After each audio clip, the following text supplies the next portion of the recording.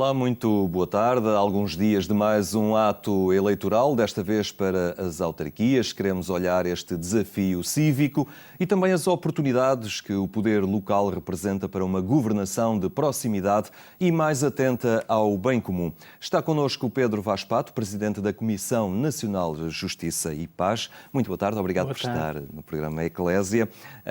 No próximo domingo, os portugueses são chamados uma vez mais para exercer o seu dever cívico, ir até às urnas, colocar o seu voto, desta vez para as autárquicas. Habitualmente há um clima de algum distanciamento em relação, nomeadamente, particularmente nas legislativas, em que se sublinha sempre que há uma grande distância entre quem é eleito e aqueles que elegem. Desta vez isso não se coloca, não é? O poder local é um poder, logo à partida, de proximidade aos eleitores. Daí também uma consciência reforçada nesse aspecto. Talvez seja bom a este propósito evocar um princípio básico da doutrina social da Igreja, que é o princípio da subsidiariedade. Eu vou explicar, às vezes sintetiza-se a doutrina social da Igreja, os princípios da doutrina social da Igreja em dois princípios. O princípio da solidariedade, que é fácil de entender, embora também pudéssemos discorrer sobre ele, e do bem comum, está ligado ao princípio da solidariedade. Depois, a este princípio da subsidiariedade. Tem a ver precisamente com esta ideia de proximidade do poder, de um poder que é próximo da pessoa. Parte do princípio de que a pessoa tem valor, não é? A pessoa é única, insubstituível, dizia São João Paulo II, e, portanto, deve ser protagonista. E é mais facilmente protagonista nas comunidades menores, portanto, onde, de facto, as realidades são mais conhecidas e mais sentidas.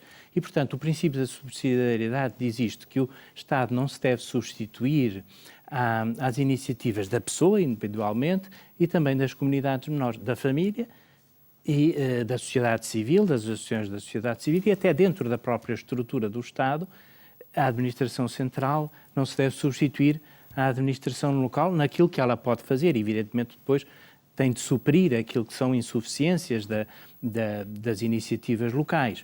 Mas há esta valorização de um poder que seja próximo das pessoas, precisamente porque é onde o poder está mais próximo das pessoas, que elas mais facilmente podem participar, portanto, com as suas iniciativas, conhecendo aqueles problemas que são os seus, e também a forma como o poder local sente estes problemas é diferente, não é? É mais, não se cai no anonimato, não é? Ainda recentemente, a propósito do drama dos incêndios, vimos como os autarcas sentem na pele aquilo que são o drama das populações que pretendem servir, e isso mais do que se estivessem distantes delas, ou se as vissem apenas como uma estatística ou um número. Portanto, esse risco de encarar os problemas e as pessoas como uma estatística ou um número não se verifica tanto em relação à freguesia, até claro. As autarquias mais próximas são as freguesias e depois os concelhos também. Daí que as pessoas também não se devam aliar, demitir deste processo eleitoral. Sim, este como os outros, de facto, é um dado preocupante que os níveis de abstenção cresçam e é significativo também que cresçam até nas gerações mais jovens. O que não significa necessariamente alheamento, mas às vezes pode significar que as gerações mais jovens têm outras formas de participar. Mas este também é o instrumento por excelência num regime democrático. E nestes 40 anos de regime democrático, muitas pessoas assinalaram precisamente o poder local como um dos mais frutuosos benefícios do regime democrático.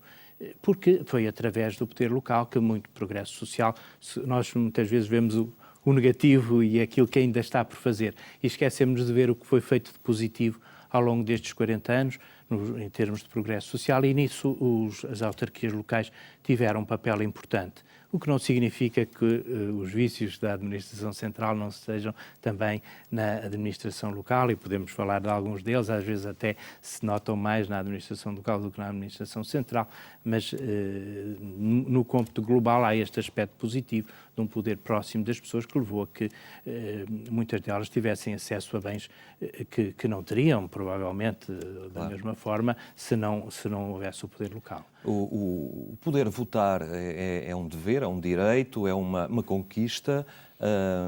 Em determinadas latitudes, em determinados países, não é viável, não é possível e é condenável que assim seja. Nós já levamos algumas décadas de democracia e as pessoas vão esquecendo o que a alguns também custou conquistar esta possibilidade. E se calhar é algo que as jovens gerações deveriam estar mais despertas para isso, e nisso também as gerações mais velhas têm um papel importante. Recordo que nas primeiras eleições, depois do 25 de Abril, as eleições para a Assembleia Constituinte, tiveram um nível de participação nunca mais foi atingido esse nível de participação. E era bom que voltasse a acontecer. Isso é, se calhar, um sinal de que as pessoas valorizam aquilo de que foram privadas durante muito tempo, valorizam mais do que depois de se tornar uma coisa acessível. Isso acontece com os direitos, como é em relação a muitas outras coisas. Mas não deveria ser assim, precisamente lembrou muitos países em que as pessoas gostariam e lutam por isso, e às vezes sofrem graves consequências quando lutam por isso, e nós que temos este recurso e esta possibilidade, não usamos. É claro que também não devemos cingir a participação ao momento do voto, e às vezes também as pessoas, a indiferença pode decorrer também do facto das pessoas não sentirem que o seu voto é respeitado. Por exemplo, ainda recentemente nós assistimos a análise de algumas atuações de autarcas, onde se analisa, se faz uma comparação entre as promessas que fizeram e aquilo que concretizaram. E portanto, fica-se muito... Isto em vários quadrantes, não é só um. Portanto, há uma distância entre aquilo que se prometeu e aquilo que depois se concretizou. Às vezes porque aquilo que se prometeu nem sequer seria viável. E também esse é um vício das eleições locais ou das eleições legislativas. Portanto, estas promessas que depois não são viáveis. Ou também o facto de, naqueles momentos anteriores às eleições, se notar assim um dinamismo surpreendente em relação a determinadas obras, às vezes algumas sem real utilidade. Portanto, são os tais vícios que também levam claro. a esta desconfiança. É o absentismo como uma certa manifestação de descontentamento. De descontentamento, de dizer que são todos iguais, que não... Está claro, aqui também depois há o perigo de, às vezes, surgir uma pessoa que aparentemente não tem nada a ver com a classe política anterior e, no fundo, quando se vai a ver, acaba por ter os mesmos defeitos. É o fenómeno do populismo que acontece noutros países surge a partir desta, digamos, como uma resposta a este sentimento geral de indiferença, de pensar que são todos iguais, etc. É claro que aqui a participação significa também saber analisar, saber fazer propostas, não dizer mal sistematicamente de tudo e de todos, claro. Salientar aquilo que é, enfim, denunciar o que é negativo, mas também pôr em evidência o que é positivo e também contribuir de uma forma positiva, não apenas com críticas.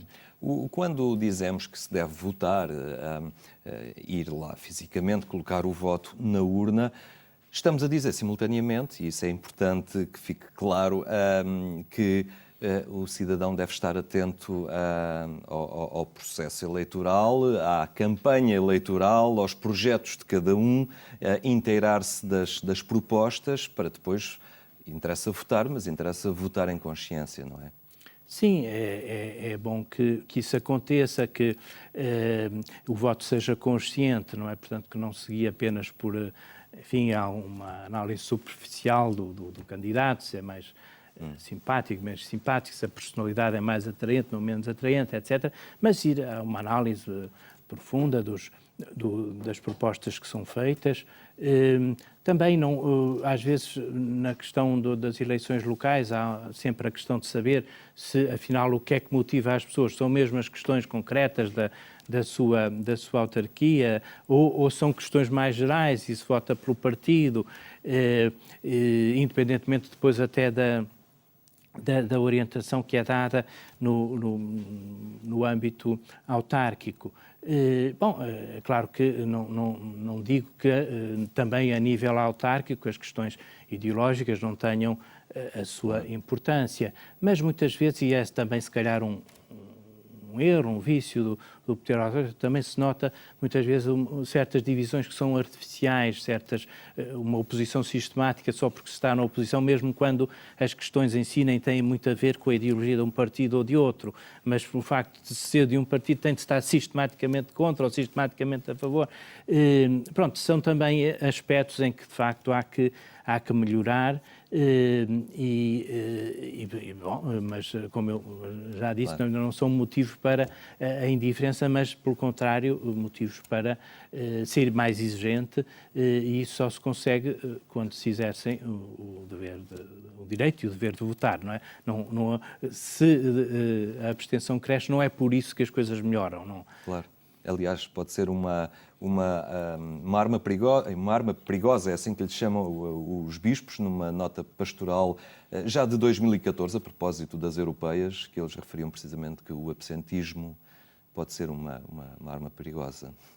Sim, pode ser, eu já o disse. Não é? Porque alguém votará, não é? E aí não será uma vontade representativa, se calhar, de todos os outros que não compareceram no ato eleitoral. Menos de metade das pessoas votam, exatamente, nós podemos questionar, será que, é uma questão de facto, de legitimidade? Tem legitimidade? Sim, formalmente há uma legitimidade e, portanto, de alguma maneira também as pessoas, quando se abstêm, aceitam, não é? O silêncio vale como não oposição, essa indiferença. Mas pode não ser assim, e depois, se calhar, estas mesmas pessoas que se abstêm depois criticam a atuação dos governos ou das autarquias ou dos órgãos das autarquias. Portanto, não tem autoridade para isso, não é? Como têm as pessoas que exerceram o seu direito de voto, mesmo que depois esse voto não se tenha traduzido no vencedor, não é? Mas, de facto, quem exerce esse direito e esse dever tem mais autoridade depois também para exigir alguma coisa dos governantes.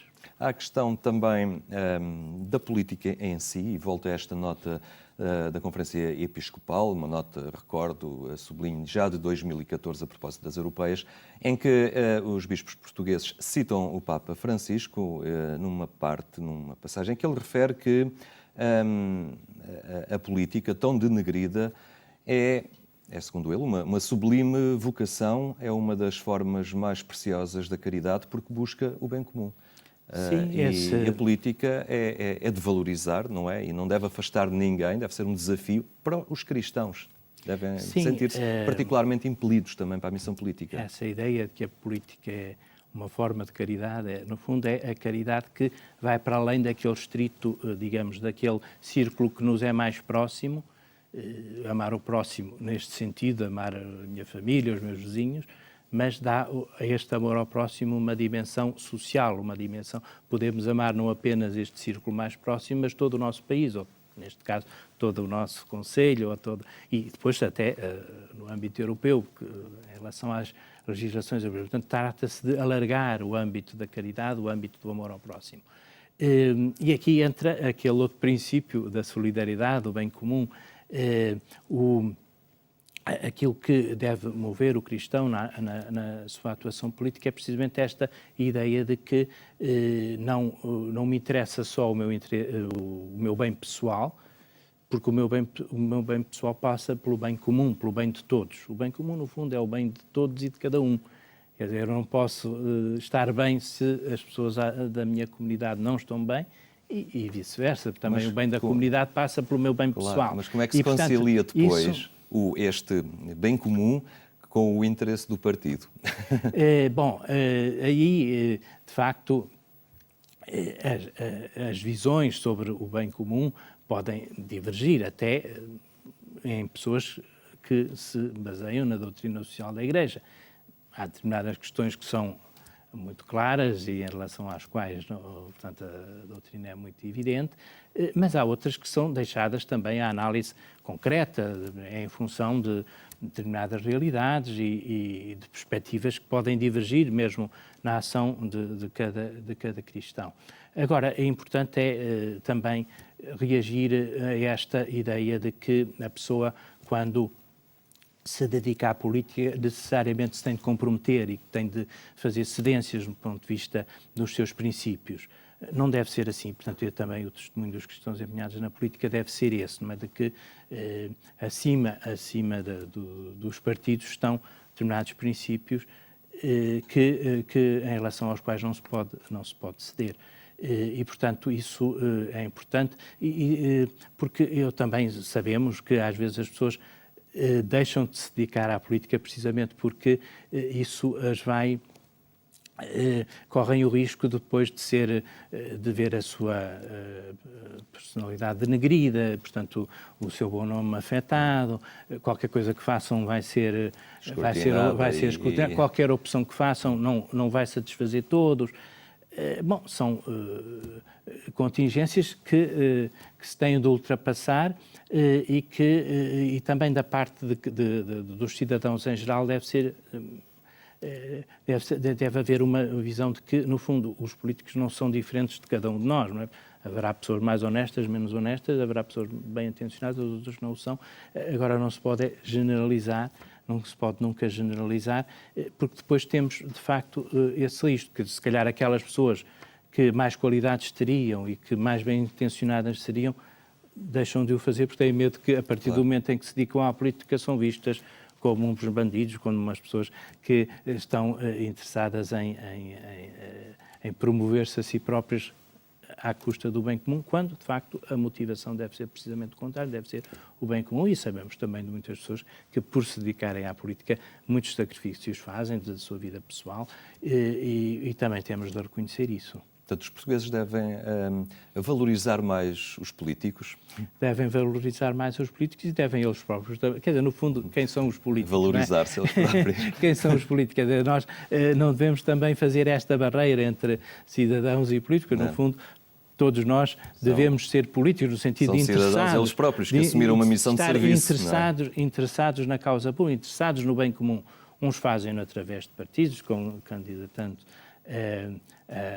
a estes órgãos, outros fazem-nos por simplesmente fazendo, digamos, manifestando as suas opiniões, como eu procuro fazer, escrevendo para jornais, abaixo-assinados, iniciativas legislativas, enfim, há muitas formas de participar e, portanto, todas elas fazem parte da atividade política. Nestas autárquicas, a imagem de marca é um bocadinho acontece muito este distanciamento entre o candidato e a linha política que ele está com a qual ele está identificado, porque as pessoas aqui valorizam muito a pessoa em si, não é?